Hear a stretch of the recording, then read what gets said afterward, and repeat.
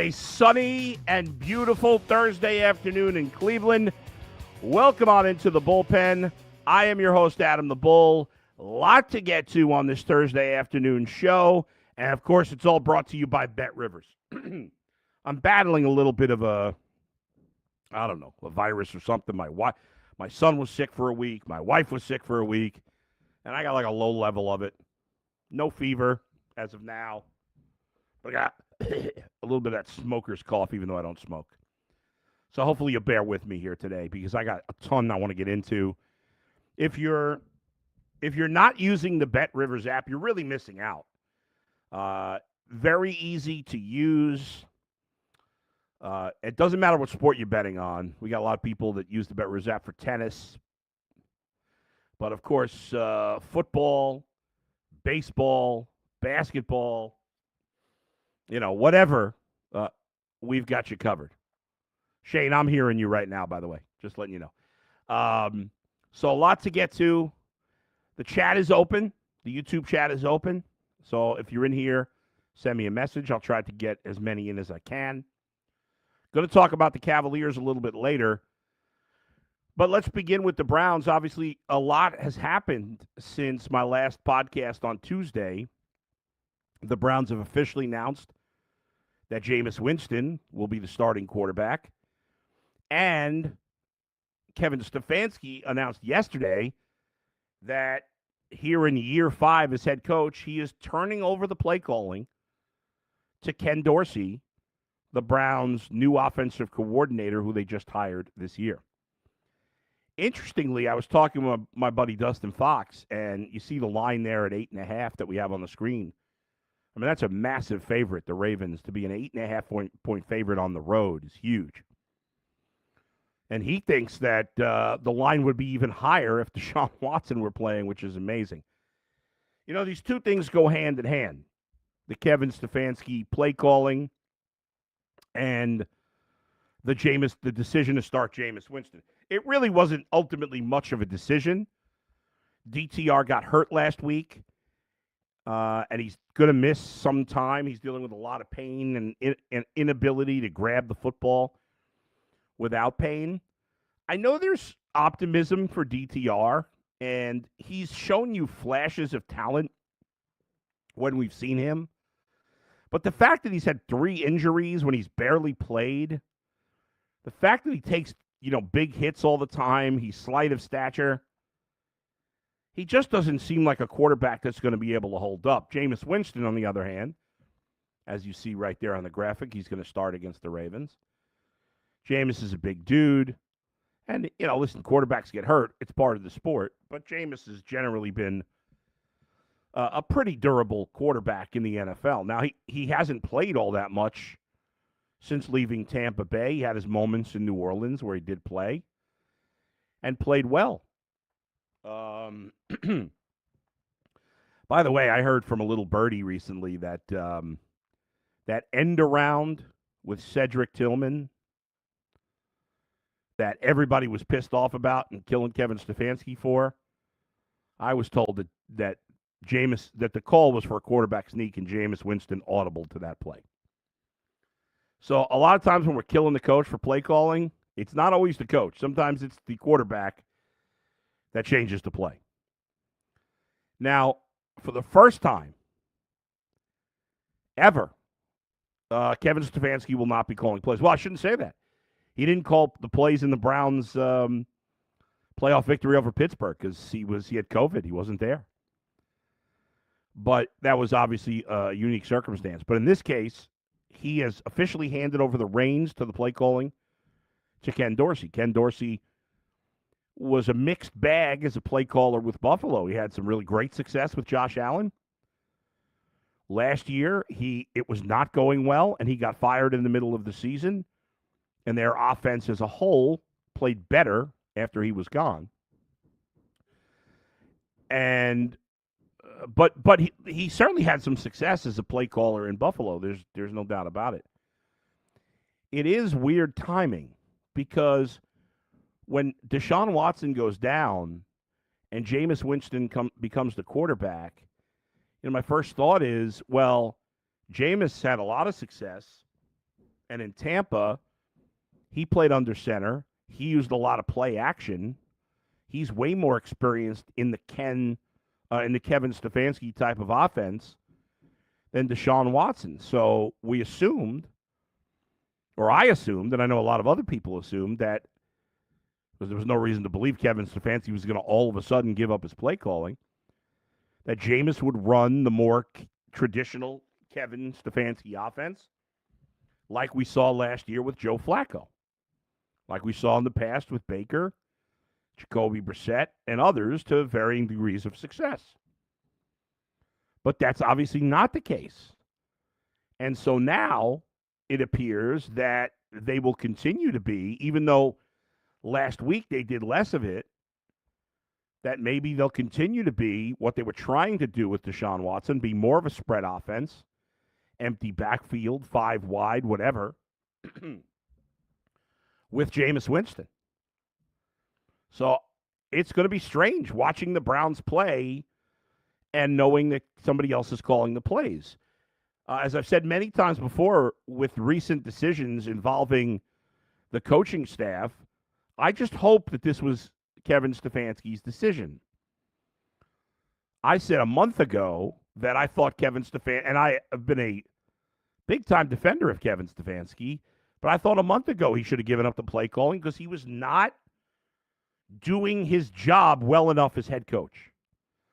For the first time this year, his clock management, his use of timeouts, I guess it's all in the same vein, was very poor.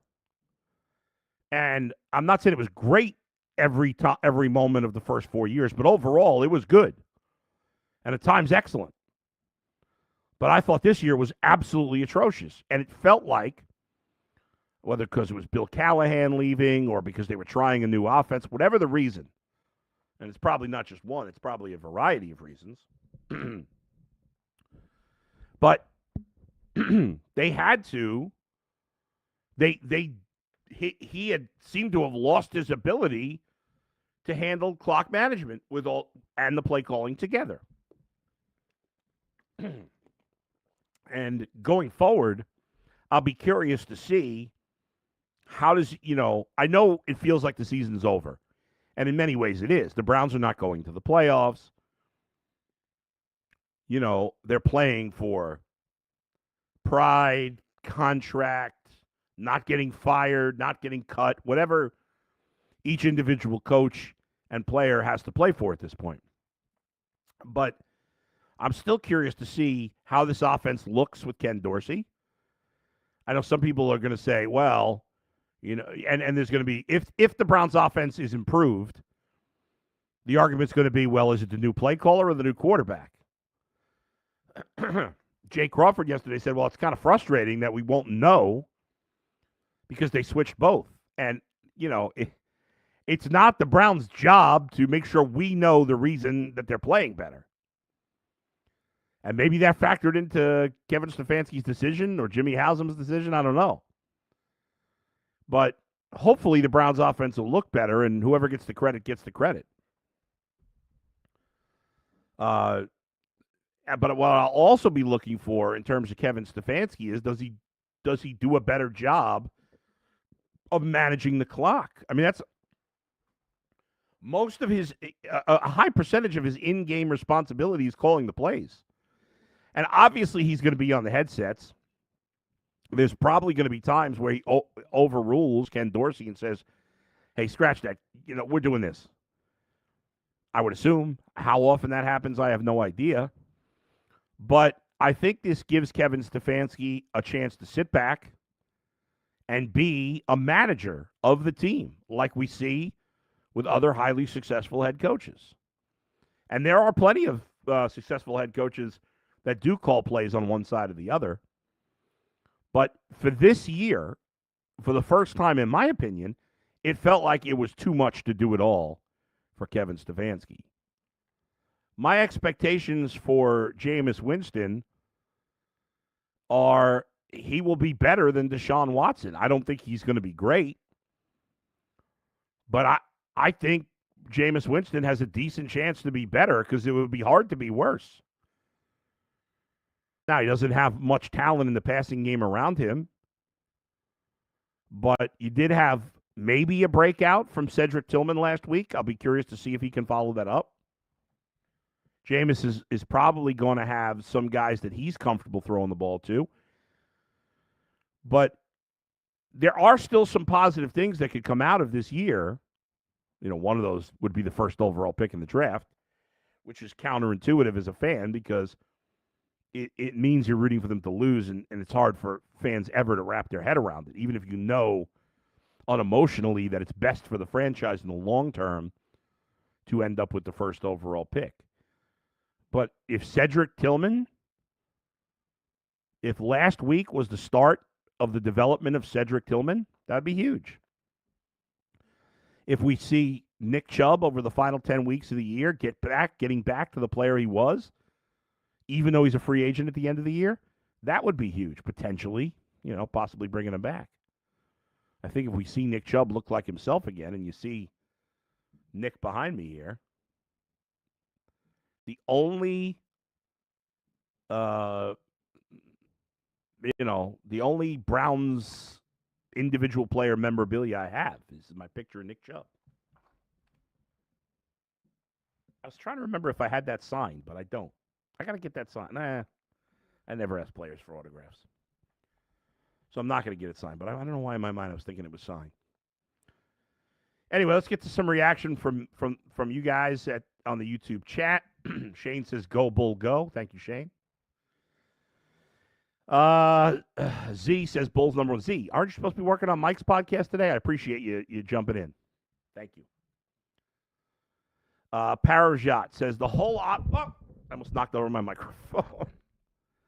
I'm a little bit of a mess right now. I apologize. Let me set this back up."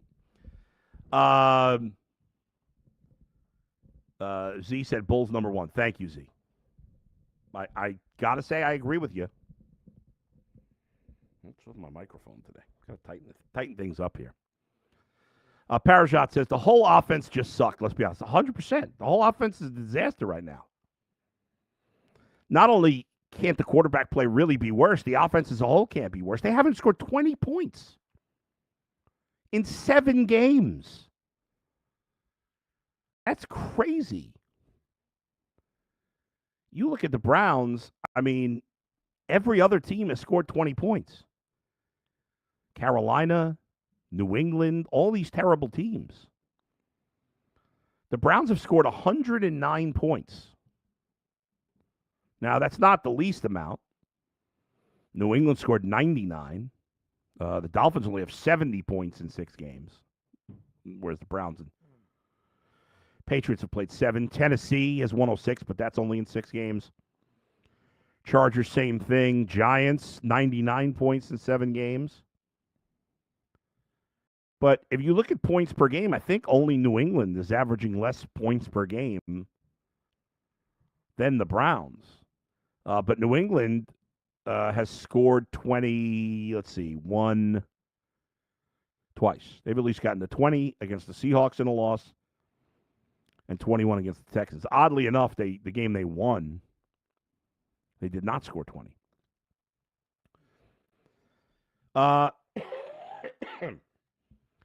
The dude says, "What's up, Bull? Do you think Stefanski gave up play calling so they couldn't figure who to blame?"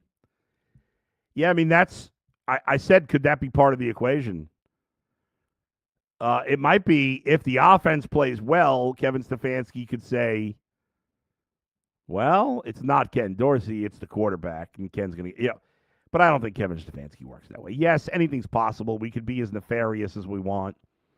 I've said all along, I think Kevin Stefanski's had his hand forced in a lot of these decisions. I don't know that for sure.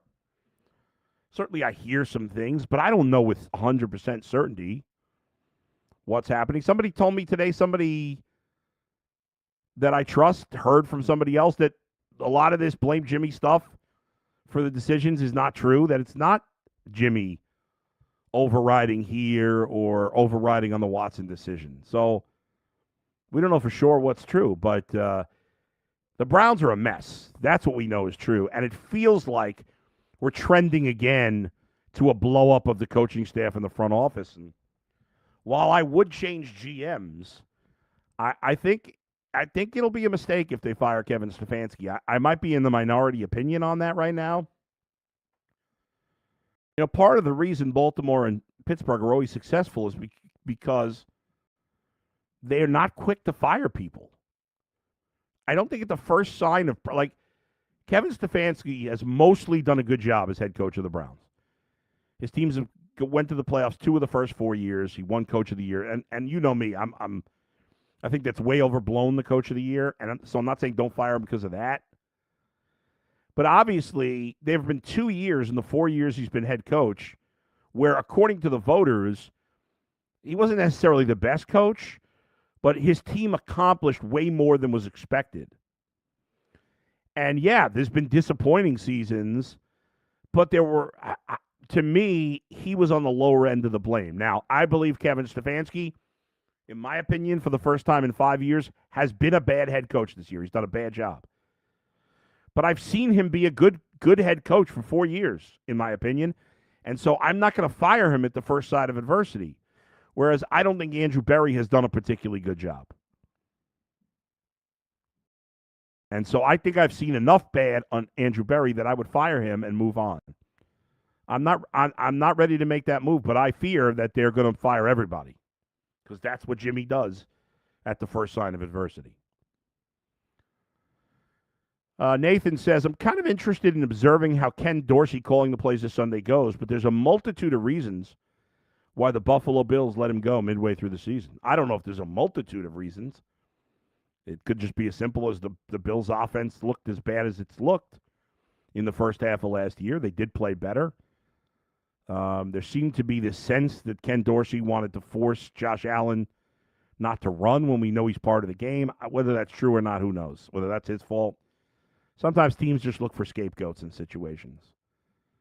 Ken Dorsey, like I said, it's a mixed bag what he did in Buffalo. The dude says he's going to have a hard time against Baltimore. Jameis, that is. Might be a long day for us. Yeah, I mean, listen. Baltimore's offense has been fantastic. They've scored 218 points. The Browns and Ravens have played the same amount of games. The Ravens have scored double the points of the Browns. I mean, think about that for a second. Double. Exactly double. Nobody in the NFL, no, that is incorrect. I was going to say nobody in the NFL scored more points than the Ravens. It is correct. But the Commanders are tied with them. They've also scored 218 points. Tied for the most in the league. And in terms of points allowed, the Ravens have allowed more points than the Browns, but not as much in recent weeks. And when the Ravens, I mean, you look at the Ravens' schedule, the Ravens are 5-2, despite starting 0-2 and playing some good teams. I mean, they at the Chiefs, Raiders at home, at the Cowboys, Bills at home, at the Bengals, Commanders at home, at the Buccaneers. So they've played majority road games. They've had a mostly tough schedule, and they've won 5 in a row. Now, the Bengals gave away that game in Cincinnati when they missed a field goal and played conservatively in overtime. But still, I mean, this is a team that's in their 5-game winning streak, they've scored 28, 35, 41, 30, and 41. So the Ravens have not scored less than 20 this year. And the Browns haven't scored 20 once. Now, the Browns' defense obviously played a lot better last week. It was by far their best game of the season. But this Ravens offense is just cooking on all cylinders right now. And the Browns haven't had the same level of success against the Ravens that they've had against the Bengals. The dude says, no. Nathan, no. Let's go to, who we got here? Let's go to Diesel. Diesel, Kevin has not been so good as either a head coach or OC to justify keeping both roles. We've been clamoring for improvements in both areas, so I welcome the change, but it's a little too late this year. I'm going to get to the Shelby Harris comments, Diesel, in a little bit. You commented about that, too. I've got some thoughts on that also. If Winston lights it up with Dorsey, will Kevin take the play calling back next week? No. I think you've made this commitment, and Ken Dorsey should be the. And again, I don't have a problem with him giving up the play calling. And let's hope the offense does well, and Ken Dorsey stays as the OC, and Kevin Stefanski stays as the head coach. Nothing wrong with that. Great Malenko says, how many sacks is Jameis going to have this week? I think Jameis will do a much better job of getting rid of the ball than Deshaun Watson did. He's not looking to run around like Deshaun Watson does. Jonathan, I'd love to see more fire from the coaching staff. The team just looks unmotivated. I mean, it's the same. You know, I know there's some different guys in the offensive group, but were they a fiery coaching staff last year when they overachieved? I think that's a very prisoner of the moment thing. If the Browns had a fiery coach and they weren't playing well, you'd be like, yeah, he's not calm enough or whatever.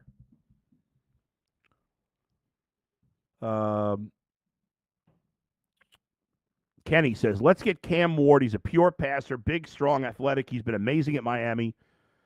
Ward is leading the number one offense and the number one in most quarterback stats from passing yards, touchdowns, QBR. I'm not going to lie. I don't know enough about the college quarterbacks at this point. But we'll start going down that road soon. Well, I say unfortunately, but listen, the Browns need to get a quarterback. Hopefully, from this disaster comes the Browns finally getting it right with their first-round pick.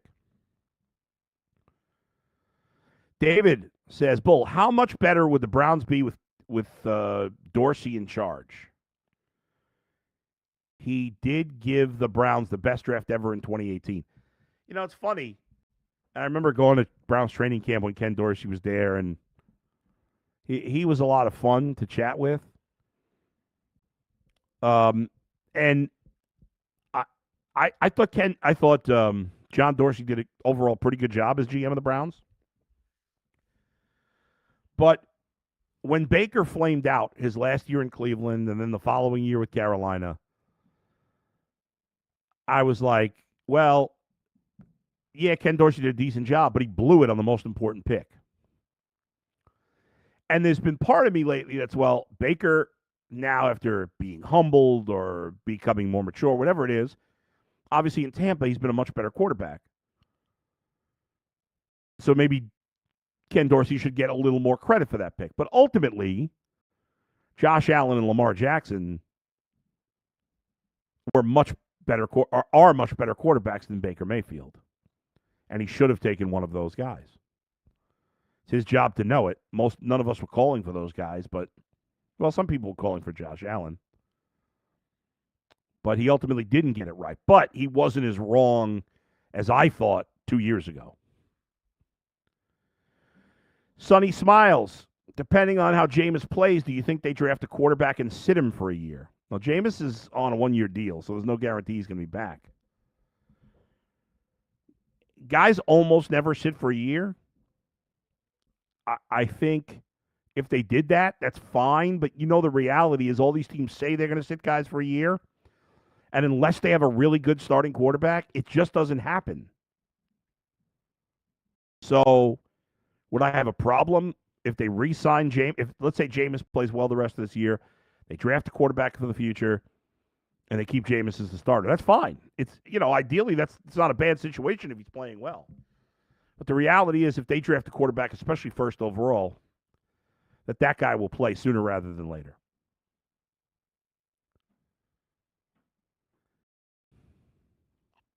See, Charles Hodge says, will Dorsey be on the field calling plays?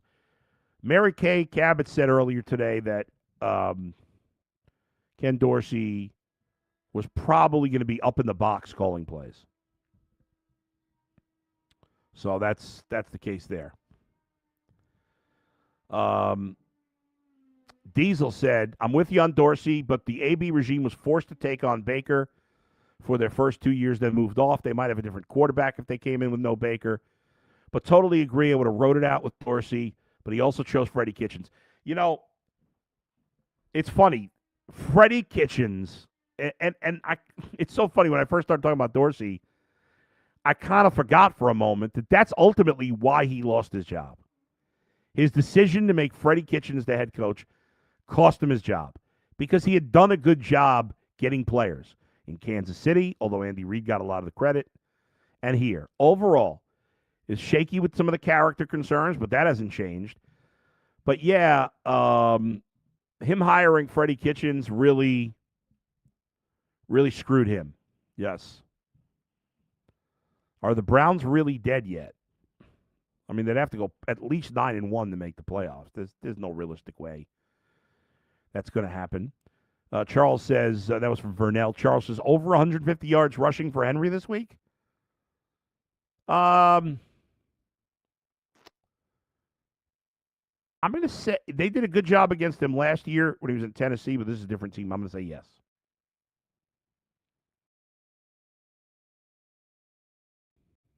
Let's see. Vernell says, I think he should have given up play calling 2 years ago.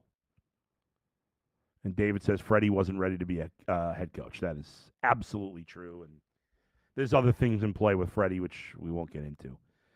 Now, I want to go back to something else that was asked to me earlier, and then I'm going to spend a couple minutes on the Cavs. Diesel said, anybody hear that Shelby Harris quotes yesterday? He said, quote, fans lost a lot of the players by booing Deshaun. What a clown thing to say about fans. If you're so hurt, bro, don't play. We've already discussed the fan reaction. And for those who didn't hear it, obviously no matter what you feel about Watson, I think when you celebrate a player getting hurt, it reflects poorly on you, no matter who the player is, no matter what that player may have done. I think it reflects poorly on you. Now, does that make you a bad person? No. I think some people feel like, well, I pay for my ticket. I'm frustrated. I can do whatever I want. I'm sure a lot of those people were drunk. I'm sure many of the people that were celebrating Watson being hurt probably sobered up later, or their emotions calmed down later in the day or the next day, and they probably say, I probably shouldn't have done that. Same thing for the players. The players were very angry after that. They don't care about the off the field. The fans have no understanding of what it's like to be a player. The players have no understanding what it's like to be a fan. When the players reacted like they did, and Myles Garrett, Joel Bitonio, Greg Newsome, Jameis Winston, in the moment after the game, they were emotional. Just like fans were emotional and drunk or whatever, players were emotional too. And so they were admonishing the fans, which I get. It's your teammate. Was it a little over the top? Maybe, but I gave him a pass. It's emotional right after the game. The guy got hurt, whatever. But now a couple days later, Shelby Harris is like, well, the fans lost the players. Hey, Shelby, it's a couple of days later now. It's enough. Like, I'm not giving the players a pass. I understand they were angry in the moment. Deshaun Watson didn't die. He tore his Achilles, okay? He's going to be fine. He's got a ton of money. We've already acknowledged the fans were wrong. Stop lumping the entire fan base into one group. And I think it's time to move on from that. Nobody cares that Shelby Harris thinks that the fans have lost the players. Tyvis Powell, who played in the NFL, said players play for each other and themselves, not for the fans. So that's it. We want the players to play for us. They don't. There are a lot of players who appreciate the fans. But Shelby Harris saying, it's one of the worst things he's ever seen on the field. I mean, come on. Let's not get carried away. Booing or cheering doesn't make Deshaun Watson's injury any better or worse. And yes, he's right that if Deshaun Watson had been playing well, that wouldn't have happened. But fans are frustrated. Just like the players are frustrated by their fans' reaction, the fans are frustrated by how the players have played. And both sides, when they've calmed down, got to understand that. And that's why I don't want to hear from Shelby Harris or, frankly, any of the players at this point. I get it. We acknowledged that it was inappropriate, and it's enough. Deshaun Watson's not a choir boy, so let's not make him out to be one. Final thing as I wrap up here. Good start to the season for the Cavaliers. Doesn't really matter. One game against a bad team.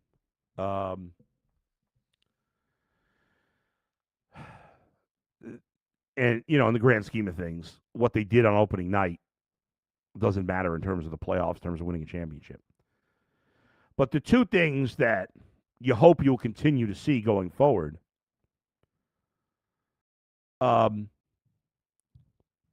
fact that they were super aggressive offensively, played with much better pace than they've ever done in the past under JB. And specifically that Evan Mobley played with an energy, a toughness, a dog attitude, if you want, an alpha attitude, which we've been looking for him for 3 years. That was good to see. Now, does it continue all season? Who knows? Can he do it against other good teams with good big men? He's got to prove that. But I felt like yesterday was the first time we'd ever seen him play that way when the rest of the core four were there. We've seen it at times. We saw it at times against the Celtics in the playoffs, but there was no Donovan Mitchell, no Jarrett Allen. We saw it at times last year when other guys were hurt. But we've never seen it with the whole team together. Like they were running the offense through him, and that was fascinating. I hope that continues because they didn't make any changes to the roster. They changed the coach. But if the coach could turn Evan Mobley into the player we all hoped he could become, which is an all-star level player, and I'm not going to even close to say that after one game, but if that can happen, then you're talking about a totally different team that could potentially win a championship. All right, thanks for everybody for putting up with my nasally coffee voice today. Thanks to Shane and Max for producing today. Thanks to all of you. I appreciate the love and support. I may be on UCSS. I'm hoping to push through for one more day. Next podcast will be Sunday following Browns and Ravens. I'll be on then. So join me live Sunday immediately, or not immediately, but soon after the game ends. I'll be with you live. Until then, we'll see you next time. Where else but right here in the bullpen with Adam the Bull, brought to you by Bet Rivers. Bye, everybody. Have a great